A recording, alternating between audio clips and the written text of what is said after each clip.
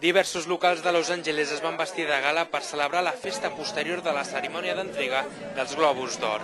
És el cas d'aquesta fantàstica reunió d'amics que va preparar la revista InStyle juntament amb la productora Warner Bros. Per aquí van passar diverses cares conegudes que no es van voler perdre un còctel com aquest, tot gaudint d'una festa que comença a ser una tradició després de les entregues de premis. Potser una de les persones que van causar més curiositat va ser la multimilionària Paris Hilton, qui va voler estar en aquesta festa. També l'actriu Susan Sarandon va estar en aquest local de Los Angeles. Sarandon és una de les artistes que ha mostrat des de sempre el seu caràcter pacifista i la seva posició contrària al govern de George Bush. La model Heidi Klum, la qual la revista Forbes va considerar que era la tercera professional de la moda qui més fortuna tenia, tampoc es va voler perdre l'oportunitat d'apropar-se fins a aquesta celebració. De ben segur que la festa es va allargar fins a altes hores de la matinada.